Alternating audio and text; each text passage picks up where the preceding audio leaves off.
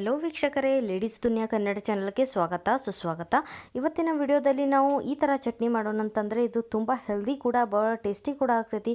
ನೀವು ಇದನ್ನು ಚಪಾತಿ ಜೊತೆ ತಿನ್ನುವಾಗ ಮೊಸರಿನ ಜೊತೆ ಹಚ್ಕೊಂಡು ಕೂಡ ತಿನ್ಬೋದು, ಅಥವಾ ಅನ್ನ ಜೊತೆನೂ ತಿನ್ಬೋದು. ಅನ್ನ ತುಪ್ಪ ಹಾಕ್ಕೊಂಡು ಈ ಚಟ್ನಿ ತಿಂದ್ರಂತರೂ ತುಂಬ ಸೂಪರಾಗಿ ಹತ್ತತ್ತೆ. ಅಥವಾ ನೀವು ಸಾಂಬಾರು ಕೂಡ ಹಾಕ್ಕೊಂಡಿದ್ರೂ ಕೂಡ ನೀವು ಇದನ್ನು ತಿನ್ಬೋದು.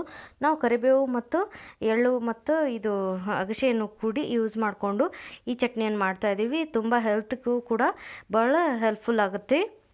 ನಡೀರಿ ರೆಸಿಪಿನ ಸ್ಟಾರ್ಟ್ ಮಾಡೋಣ.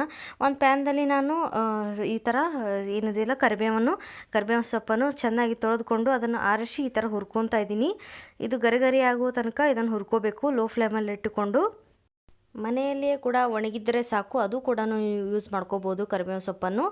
ಸೊ ಇದಾಗಿದೆ, ಈಗ ನಾನು ತೆಗಿತಾ ಇದ್ದೀನಿ. ಆಮೇಲೆ ಅದೇ ಪ್ಯಾನ್ದಲ್ಲಿ ನಾನು ಎಳ್ಳನ್ನು ಹಾಕ್ತಾಯಿದ್ದೀನಿ, ಅರ್ಧ ಕಪ್ನಷ್ಟು.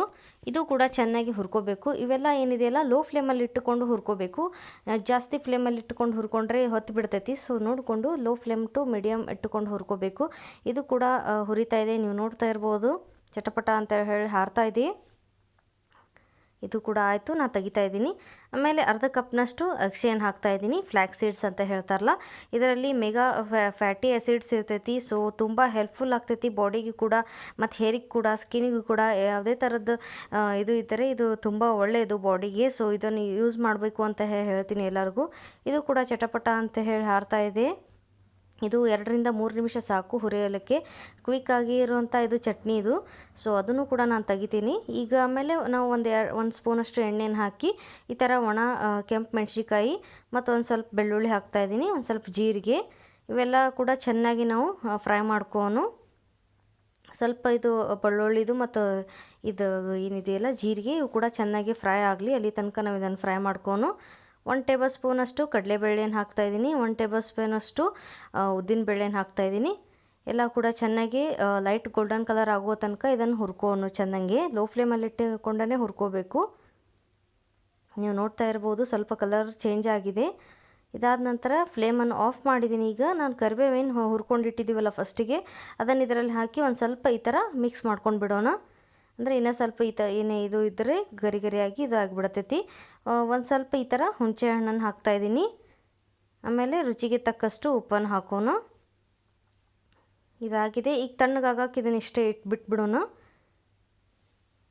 ಸೊ ಇದು ಮಿಕ್ಸ್ ಮಾಡ್ಕೊಂಬಿಡೋಣ ಚೆನ್ನಾಗಿ ಒಂದು ಸತಿ. ಸೊ ಇದನ್ನು ತಣ್ಣಗಾಗಕ್ಕೆ ಬಿಟ್ಬಿಟ್ಟೆ. ಈಗ ನಾವು ಇದು ಎಳ್ಳು ಏನಿದೆಯಲ್ಲ ಇವೆಲ್ಲ ತಣ್ಣಗಾಗಿದೆ. ಒಂದೊಂದು ನಾನು ಗ್ರೈಂಡ್ ಮಾಡ್ಕೊತಾ ಇದ್ದೀನಿ. ಏಕೆಂದರೆ ಸಣ್ಣ ಜಾರದಲ್ಲಿ ಹಾಕೋದ್ರಿಂದ ಚೆನ್ನಾಗಿ ಪುಡಿ ಆಗುತ್ತೆ, ಪೌಡ್ರ್ ಆಗುತ್ತೆ. ಸೊ ಅದಕ್ಕೆ ನಾನು ಫಸ್ಟ್ ಎಳ್ಳನ್ನು ಹಾಕಿ ಗ್ರೈಂಡ್ ಮಾಡ್ತಾಯಿದ್ದೀನಿ. ಇವು ಫುಲ್ ಡ್ರೈ ಇದೆಯಲ್ಲ, ಸೊ ಫಸ್ಟಿಗೆ ಎಳ್ಳನ್ನು ಹಾಕಿ ಗ್ರೈಂಡ್ ಮಾಡಿ ಆಯಿತು. ನೀವು ನೋಡ್ತಾ ಇರ್ಬೋದು ಎಷ್ಟು ಚೆನ್ನಾಗಿ ಬಂದಿದೆ ಇದು. ಈಗ ಅಗಸೆಯನ್ನು ಕೂಡ ಹುರ್ಕೊಂಡಿರುವಂಥದ್ದು, ಇದು ಕೂಡ ನಾನು ಗ್ರೈಂಡ್ ಮಾಡಿಬಿಡ್ತೀನಿ. ಸೊ ಇದು ಕೂಡ ಎಷ್ಟು ಚೆನ್ನಾಗಿ ಗ್ರೈಂಡ್ ಆಗಿ ಬಂದಿದೆ, ನೀವು ನೋಡ್ತಾ ಇರ್ಬೋದು. ಸೊ ಇದಾಗಿದೆ. ಈಗ ಅದು ನಾವೇನು ಕರಿಬೇವು ಮತ್ತು ಅದೆಲ್ಲ ಮೆಣಸಿಕಾಯಿ ಎಲ್ಲ ಕಡಲೆಬೇಳೆ ಎಲ್ಲ ಹಾಕಿತ್ತಲ್ಲ, ಅದು ಕೂಡ ಇವೆಲ್ಲ ಕುಡಿಸಿ ಗ್ರೈಂಡ್ ಮಾಡ್ಕೊತ ಹೋಗೋಣ. ಭಾಳಿದೆ. ಸೊ ಅರ್ಧ ಆ ಥರ ಗ್ರೈಂಡ್ ಮಾಡ್ಕೊತಾ ಇದ್ದೀನಿ ಬ್ಯಾಚಸ್ದಲ್ಲಿ. ಸೊ ಇದು ಕೂಡ ಒಂದು ಸತಿ ಗ್ರೈಂಡ್ ಮಾಡಿ ಆಯಿತು. ಸೊ ಬಾಕಿದೆಲ್ಲ ಉಳಿದಿರುವಂಥದ್ದು ಒಮ್ಮೆ ಎಲ್ಲ ತೊಗೊಂಡು ಇದನ್ನು ಕೂಡ ನಾನು ಗ್ರೈಂಡ್ ಮಾಡಿಬಿಡ್ತೀನಿ. ಸೊ ಇದಾಗಿದೆ. ನೀವು ನೋಡ್ತಾ ಇರ್ಬೋದು ಎಷ್ಟು ಸುಲಭ ಇದೆ ಮಾಡೋದು, ಮತ್ತು ತಿಂದರೆ ಕೂಡ ತುಂಬ ಒಳ್ಳೆಯದು ಹೆಲ್ತಿಗೆ. ಇದೆಲ್ಲ ಚೆನ್ನಾಗಿ ಒಂಥರ ಒಂದು ಸತಿ ಈ ಥರ ಮಿಕ್ಸ್ ಮಾಡ್ಕೊಂಡ್ಬಿಟ್ರೆ ಆಯಿತು. ಸ್ಪೂನ್ದಿಂದ ಅಥವಾ ಕೈದಿಂದ ಕೂಡ ನೀವು ಮಿಕ್ಸ್ ಮಾಡ್ಕೋಬೋದು, ತುಂಬ ಒಳ್ಳೆಯದು ಹೆಲ್ತಿಗೆ ಕೂಡ. ಮತ್ತು ಇದನ್ನು ಹಾಕಿ ಏರ್ಟೈಟ್ದಲ್ಲಿ ಹಾಕಿಟ್ಟು 1 ತಿಂಗಳ ತನಕ ಯೂಸ್ ಮಾಡ್ಕೋಬೋದು. ತುಂಬ ಒಳ್ಳೆಯ ರೆಸಿಪಿ ಅಂತ ಹೇಳ್ತೀನಿ. ಮತ್ತು ವಿಡಿಯೋ ಇಷ್ಟ ಆಗಿದೆ ಅಂತ ಹೇಳಿ ಭಾವಿಸ್ತೀನಿ. ಪ್ಲೀಸ್ ಲೈಕ್ ಮಾಡೋದನ್ನು ಮರಿಬೇಡ್ರಿ.